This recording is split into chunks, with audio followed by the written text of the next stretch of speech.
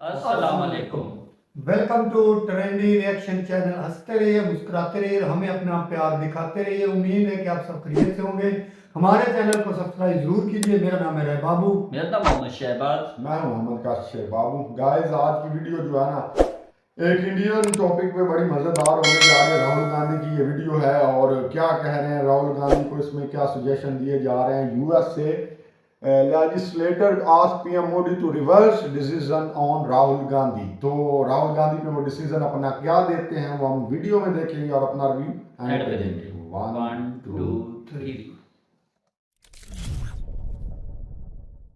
नमस्कार and welcome you world affairs. मैं हूं प्रशांत धवन। नाउ मैंने आपको बताया था कि ये सब होगा और इवेंचुअली अब हम देख रहे हैं foreign intervention, foreign interference Rahul Gandhi case में लगातार बढ़ती जा रही है। हाल ही में जर्मनी देश ने एक बड़ी टिप्पणी कर दी भारत के कोर्ट्स पर, भारत की जुडिशरी पर over the Rahul Gandhi case. अभी आपको पता होगा Rahul Gandhi member of parliament नहीं रहे, इनका बंगलो भी बहुत ही जल्द ले लिया जाएगा और अभी एक पॉसिबिलिटी ये भी है कि ये जेल में भी जाएं अगर इनको हायर कोर्ट से कुछ रिलीफ नहीं मिलता। नाउ जर्मनी की सरकार से पूछा गया मीडिया द्वारा कि आपका क्या कहना है राहुल गांधी केस को लेकर। जर्मनी ने यह कह दिया कि हम चाहते हैं कि डेमोक्रेटिक प्रिंसिपल्स का पालन हो राहुल गांधी केस में, और हम ये भी चाहते हैं कि standards of judicial independence India में रखे जाएं राहुल गांधी के केस को लेकर। अब यहाँ पर कई लोग इस बात को लेकर काफ़ी शॉक थे कि जर्मनी ओपनली इंडियन जुडिशरी पर कमेंट कर रहा है। और इंटरेस्टिंगली जैसे ही ये कमेंट आई, कांग्रेस के एक बड़े नेता हैं, मेंबर ऑफ पार्लियामेंट भी हैं आज के समय राज्यसभा से, दिग्विजय सिंह, इन्होंने ट्वीट कर दी। इन्होंने ये कहा कि थैंक यू जर्मनी, आपने राहुल गांधी के केस को लेकर हमारा सपोर्ट किया। यहाँ पे आप देख पाओगे ये राज्यसभा में एक मेंबर ऑफ पार्लियामेंट है, ये कह रहे हैं thank you Germany foreign affairs ministry and Richard walker for taking note of how democracy is being compromised in India through the persecution of Rahul Gandhi. अब ये कमेंट भी बहुत ज़्यादा बड़ी है।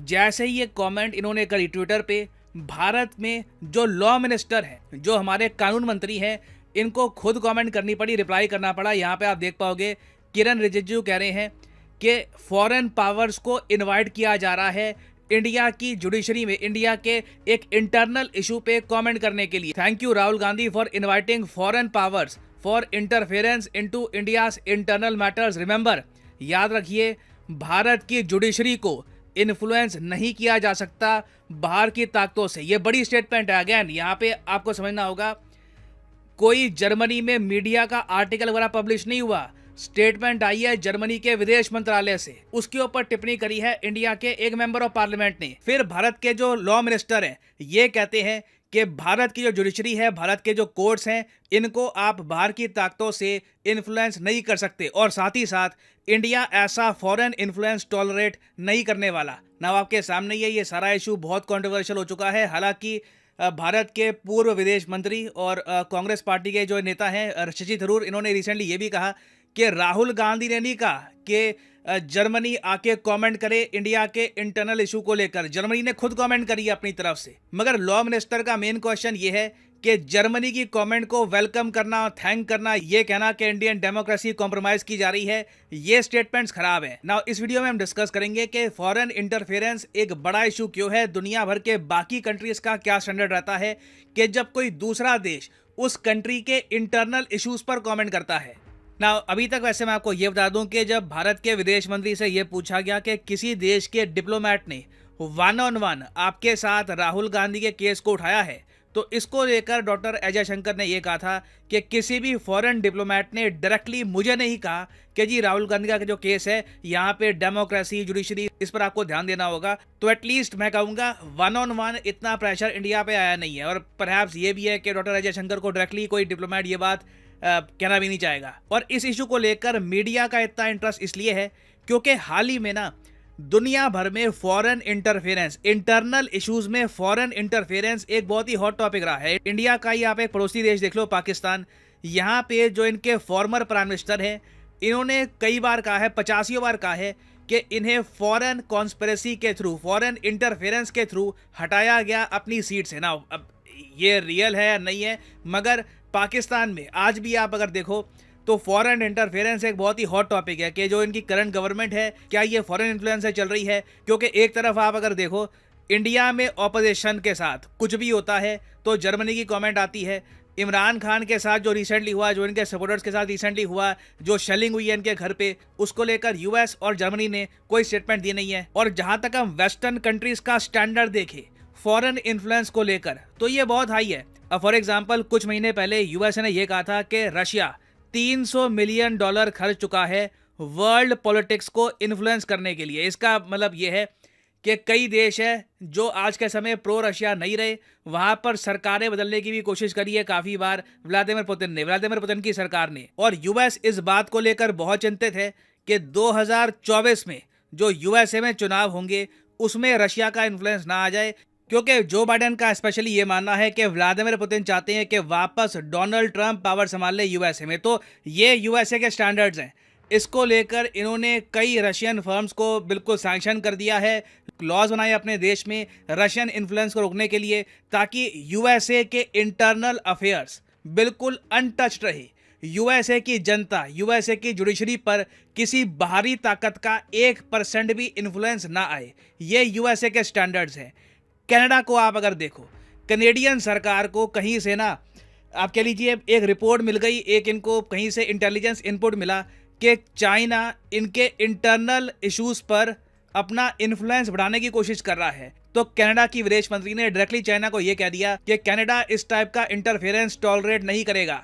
और ये बड़े देशों की मैं बात कर रहा हूँ, छोटे कंट्रीज भी आप देख लीजिए, चाहे बांग्लादेश भी क्यों ना हो। बांग्लादेश के जो विदेश मंत्री हैं ये भी खुल के कहते हैं कि हम कभी भी फॉरेन इंटरफेरेंस अपने इंटरनल अफेयर्स में टॉलरेट नहीं करेंगे। और एशिया में ये आप नोटिस करोगे कई देश हैं, कई काफ़ी डेवलप्ड देश हैं, वो लॉज पास कर चुके हैं अपने देश में जिससे कोई भी फॉरेन इंटरफेरेंस इनके देश में नहीं होगा। और ऐसे कानूनों को ये बनाकर बहुत ही अग्रेसिवली फॉलो करते हैं। मान लीजिए जर्मनी कल को सिंगापुर के किसी केस पर कमेंट कर दे, इनके इंटरनल कुछ इलेक्शन पर केस पर, सिंगापुर की सरकार अग्रेसिवली जर्मनी को काउंटर करेगी। सेम केस आपको मिलेगा ऑस्ट्रेलिया में। ऑस्ट्रेलिया ने एक प्रॉपर फॉरेन इंटरफेरेंस कानून पास किया था 2018 में, और हाल ही में इस कानून को अब और ज़रा स्ट्रॉन्ग करने की भी ये बात कर रही है। ऑफ कोर्स अब ऑस्ट्रेलिया का ये कहना है कि इसका सारा फोकस है चाइना पर, मगर जब भी आप ऐसे कानून बनाते हो ना तो कहीं ना कहीं प्रेस फ्रीडम कम होती है, क्योंकि इससे आप अपने प्रेस को भी कहते हो कि एक पर्टिकुलर इंटरनल इशू पर फॉरेन पावर का जो पॉइंट ऑफ व्यू है आप हमारे देश के सामने नहीं रखोगे। इसका मतलब ये नहीं है कि उस कंट्री ने कहा क्या है उसको रिपोर्ट भी नहीं करना। मगर देखो, अब जर्मनी का केस ले लो, जर्मनी की कमेंट आ गई, कमेंट आने से कुछ इतना प्रभाव पड़ता नहीं है, मगर इससे थोड़ा बहुत जर्मनी की इंटेंशन के बारे में पता लगता है। जर्मनी एक पावरफुल कंट्री है, जर्मनी के पास बहुत सारी सॉफ्ट पावर है, इनका मीडिया बहुत बड़ा है। कल को इनका मीडिया, इनके जर्नलिस्ट लेख लिखने स्टार्ट कर दे, रिपोर्ट्स पब्लिश करनी स्टार्ट कर दे, स्टेटमेंट्स देनी स्टार्ट कर दे इस केस को लेकर, और इंडियन जुडिशरी पर प्रेशर डालना स्टार्ट कर दे कि देखिए दुनिया देख रही है, आपको सही फैसला सुनाना होगा राहुल गांधी के केस को लेकर। तो ये सब पॉसिबिलिटी है, इसलिए पूरा देश अलर्ट हो जाता है। इवन हमारे लॉ मिनिस्टर भी कह रहे हैं कि ऐसी फॉरेन इंटरफेरेंस हम टॉलरेट नहीं करेंगे। तो अब यहाँ पे आप पूछोगे इंडिया को क्या करना चाहिए। देखो, हम लोग एक प्रॉपर डेमोक्रेसी है, और हमारे लिए एक बहुत ही इंपॉर्टेंट काम ये है कि जो डेमोक्रेसी के 3 मेन पिलर्स हैं इनको हम सिक्योर करके रखें। उसके अलावा कहा जाता है कि एक डेमोक्रेसी का चौथा पिलर भी होता है, ये है मीडिया। नाउ मीडिया को फॉरेन इन्फ्लुएंस से बचाने के लिए एक काम हमने ये किया हुआ है कि जो फॉरेन डायरेक्ट इन्वेस्टमेंट है हमारे न्यूज़ आउटलेट्स में, डिजिटल मीडिया सेक्शन में, इसको हमने 26% तक रोका हुआ है, ताकि कल को कोई चाइनीज़ या फिर अमेरिकन कंपनी ऑल टुगेदर हमारा कोई बड़ा मीडिया हाउस बिल्कुल परचेज ना कर ले। अब इसके बाद ना हम यहाँ पे बात करते हैं जुडिशरी की। मेरे हिसाब से भारत की जुडिशरी को फॉरेन प्रेशर से बचाना बहुत बहुत ही ज़्यादा इम्पॉर्टेंट है, क्योंकि देखो कल को कोई सरकार हमारे लेजिस्लेचर मतलब के पार्लियामेंट पर कोई कमेंट कर दे कि जी ये लॉ सही से पास नहीं हुआ वगैरह, इसका जवाब आप दे सकते हो। पार्लियामेंट है, अपने आप आराम से झेल लेगा।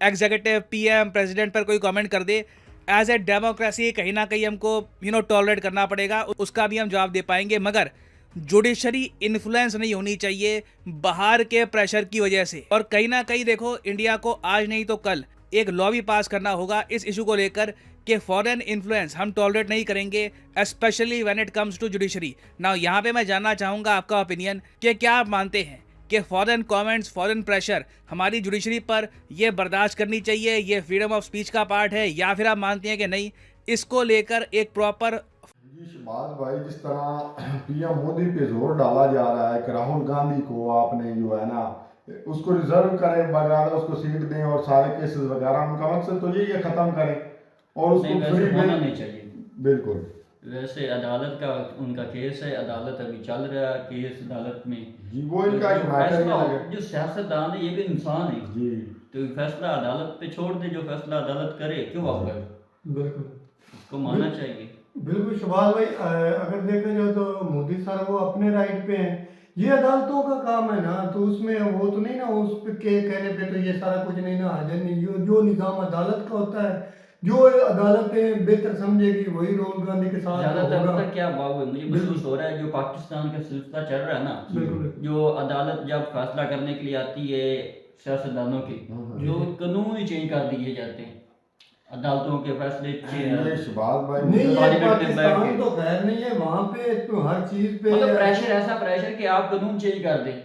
नहीं उधर भी ऐसा यही तो नहीं प्रेशर होगा ना होता है। शहबाज भाई। देखो राहुल गांधी पे जो केस चल रहा है मेरे भाई, तो वो उसकी पूरी सुनवाई होगी अदालतों, हमारी अदालतों में, उनकी अदालतों में थोड़ा सा डिफरेंट है शहबाज भाई। वहाँ पे मोदी की हुकूमत है, जब से उनकी हुकूमत आई हर चीज का एक इंसाफ हुआ और प्रॉपर हुआ है, हर चीज, हर इंसान को वहाँ पे हकूक है, हर बात का उसको हक मिलता है। वो अगर अदालतें भी कर रही हैं, सब कुछ कर रही, जो प्रेशर बढ़ रहा है ना बाहर से, बाहर से वो प्रेशर हाई प्रेशर होता है। वो शहबाज भाई प्रेशर मैं नहीं होता। बताता हूँ उसमें ये क्या कि ये राहुल गांधी पे नहीं प्रेशर, मतलब इस बात का जितने भी कंट्रियों के जितने और भी हैं सब जब अदालतों में या ऐसे केस चलते हैं, वो सब के लिए बाहर के जो होते हैं वो इस चीज पे नजर डालते हैं। मतलब ये ये आप- सारा मुद्दा यही है। बिल्कुल। एक तरफ देखा जाए तो बीजेपी पार्टी की 350-55 प्लस सीटें हैं, जी, जी। इनकी सिर्फ 50 सीटें, 50 से भी कम है कांग्रेस कांग्रेस की। मतलब तो अपोजिशन लीडर भी नहीं है। ऑपोजिशन लीडर पे केस चल गया, उनको आउट कर दिया और टोटल जो आगे 2024 का इलेक्शन आएंगे उसमें बीजेपी ऑटोमेटिकली लीड करेगा। दूसरी जमात है कांग्रेस, थोड़ी सी स्ट्रांग है, वो थोड़ा सा आगे आना चाहती है, पर ये उनको केसेस में उलझाए रखेंगे, ये बैकवर्ड पे आ जाएगा और इसी तरह बीजेपी कामयाब हो जाएगी, जो कि अदर्स कंट्री जैसे यूके यूएसए नहीं चाहता। वो चाहते हैं भाई ये जो कांग्रेस है ये आगे आए। नहीं, बड़ा रीजन नजर आ रहा है। ये भी होगा क्योंकि भाई। जो- एक और बात है कि अब आपने बीच में सुना कि जितने भी लीडर है पहले जिनको भी जेल का ऐसा सिस्टम बनाया, तो उनके लिए वो सब, चाहे अमेरिका हो या सऊदी हो, जो भी मतलब ममालिक हो, उनके लिए सब जब ये होता है कि मतलब वो ये कहते हैं कि होगा, अपोजिशन वाले जो होते हैं ना, वो जी। हुकूमत पे दबाव डालते हैं। जी ऐसे तो वो दबाव खत्म हुकूमत को हो जाता है, हुकूमत खुलकर काम करती है, क्योंकि अपोजिशन लीडर नहीं होता, उनका दबाव नहीं होता। हाँ बिल्कुल, अपोजिशन लीडर ही नहीं एक जमात को किस तरह एक अपना लाया अमल आगे रख सकती है या क्योंकि बीजेपी सकती है। बीजेपी है ना बाबू भाई, अगर वो इंडिया में सक्सेस है ना, तो उसने अपनी कारकर्दगी, अपने काम दिखाए इंडिया में, उसने अपना उसकी सीटें हैं काफी हद तक मेजोरिटी है ना इंडिया लोग फिलहाल उसको इंडिया में पसंद उसकी करते हैं ना majority है। बीजेपी के, क्योंकि उन्होंने वहां पे काम किए, सब ने काम किए, योगी जी ने, अटल वाजपेयी ने, यही तो वजह है उन्होंने काम यही किए, वजह। इंडिया डेवलप हुआ और अदर कंट्री चाहती हैं यूएसए वगैरह जो वो इनको नीचे करना चाहती है। जिस तरह पाकिस्तान में दंगे फसाद चल रहे हैं, इनके जैसे हमारे क्राइसिस चल रहे हैं, इनके भी क्राइसिस चले ताकि आपस में क्राइसिस हो नहीं रहे ना, पता क्यों नहीं हो जी। रहे? अगर क्राइसिस होते जैसे राणा सनाव का इधर पाकिस्तान का है कि बदमाश बना बैठा है कि मैं सब कुछ खा जाऊंगा, उधर कोई नहीं आदमी, वो ऐसे वो खड़ा कानून के मुताबिक चलते वो हैं। खड़ा करना चाहते हैं, इस तरह के बंदे ला रहे हैं जो कि इंडिया को खोखला कर दें। भाईजान बार अगर बार इंडिया करके- में ये ये भी थोड़ा होता है। डिफरेंट है, वहां पे अगर अपनी को आवाज भी उठाता ना, तो वो अपने एक दायरे में रह के जी। एक लिमिट, वो लिमिट क्रॉस नहीं करते। हमारी तो अनलिमिटेड ही चल रहा है ना। ये जिस तरह बीजेपी पार्टी नरेंद्र मोदी साहब ने रूस के साथ अपने तल्लुकात बढ़ाए हुए हैं ना, जी वो उनको क्यों नहीं हाथ डाल रहे? हमारे इमरान खान ने थोड़ी सी बात की, वो तेल ऑयल का मुआहदा हुआ, उन्होंने इमरान खान की सीट पलट दी, क्योंकि उनका डंका पाकिस्तान में चलता है, अमेरिका का, इंडिया में नहीं चल रहा। उसकी मेन रीजन क्या है? और इंडिया जो है वो रूस के साथ अपने रूबल में और इंडिया करेंसी में उनकी तिजारत हो रही है। ऑयल वो रूबल में खरीद रहे हैं बजाय वो यूनाइटेड स्टेट्स डॉलर में खरीदे। ये बड़ी जो है ना अमेरिका को इस चीज की दिक्कत हो रही है भी हमारे जो है रूल को ये फॉलो नहीं कर रहा है, इसलिए वो बीजेपी के अगेंस्ट है। ये मेन वजह है इस चीज की। ये सारे अमेरिका को और भी इंडिया से ना, इंडिया अमेरिका से नहीं डरता, जी जी क्योंकि अमेरिका से इंडिया असला लेता है। हाँ हाँ इतना ज्यादा बजट इनका होता है असले का, वो जाकर लेते हैं उनसे। बिल्कुल। अमेरिका अगर इंडिया को आंख दिखाएगा ना जी। तो इंडिया कहीं और चली जाएगी, उनका जो वो 100-200 अरबों का डॉलर है वो खराब हो ये जाएगा। अमेरिका जो है ना, ये बड़े ये एक अपने मुफाद के लिए सोचते हैं, ये किसी के सगे नहीं है। इन्होंने अपना फायदा सोचना, जहाँ से इनको फायदा मिलना वो बजट उनका जारी रहेगा। अगर एक रूलिंग पार्टी चल रही है उसको वो निकाल देंगे, उस जगह दूसरी खड़ी कर देंगे जो उनकी बात माने, जो उनकी सुनवाई करे, उनकी बात पे बात करे। ये सारी इसीलिए तो जो है ना ये मेरे ख्याल में ऐसा इंडिया में नहीं होगा, क्योंकि इंडिया की आवाम भी सुलझी हुई है और सियासतदान भी सुलझे हुए हैं। नहीं तो अभी तो राहुल गांधी को पकड़ने के लिए जी टास्क फोर्स बन जानी थी, जैसे नहीं, वो पाकिस्तान तो में मेरे ख्याल दबाव बेल है ना, पे है, दबाव बेल है। पे चल रहे हैं ना, दबाव तो है, लेकिन वो बेल पे है ना ये वो तो। यार बेल पे है तो बेल, इमरान खान के पास कितनी बेल थी, क्या वो तो- हासिल किया? वो अदालत पे जा रहा है, पीछे से उसका ये रिकॉर्ड तो तोड़ा जा रहा है। अदालतों पे डिपेंड करता है ना, उनको मतलब कितनी सजा होती है, क्या करते हैं, ये तो उन पे है ना। मतलब हुकूमत ने यार वो ज्यादा सख्ती नहीं की, नॉर्मल हुकूमत अपने आप में जो अदालत का फैसला वो तो होना ही होना है। जी जी ये नहीं जो कि भी बदमाशी मतलब- नहीं है कि वो चलो इसको यार फारिग ही कर देते हैं, उनका हुकूमत का ये दिल नहीं है। नॉर्मली जो अदालत कहेगी वो तो मानना पड़ता है। बिल्कुल। वो चाहते हैं ना, ये बीजेपी का थोड़ा सा उनका एक है उनके पास, पीएम मोदी के पास, वो इसको रिजर्व कर सकते हैं, सीट दिलवा सकते हैं, वो इस तरह दबाव डाल रहे हैं। बिल्कुल वजीर आजम पर होल्ड हैंड होता है ना, एक होल्ड है उनका, वो कर सकते हैं। पर ये एक थोड़ा सा अलग मैटर है, ये उनको शायद समझने में थोड़ी सी ये समझ नहीं आई भी, ये उनका कोर्ट का मामला है और ये यहाँ पे आप अपने वजीर आजम इसमें दखल अंदाजी कैसे कर सकते हैं। अमेरिका तो कहता है ना भी करें जी क्राइसिस हो आपस में, जी। लड़ें, बस हमारी बल्ले बल्ले। उन्होंने फायदा उठाना। बिल्कुल। तो गाइस कैसी लगी वीडियो कमेंट सेक्शन में आगाज जरूर करें। जो दोस्त नए आए हैं वीडियो पे वो वीडियो को लाइक कर दें, चैनल को सब्सक्राइब कर दें और बेल आइकन को दबाना ना भूलें। बहुत जल्द मिलते हैं नई वीडियो के साथ। वीडियो को शेयर भी कर दिया करें। अल्लाह अल्लाह हाफिज।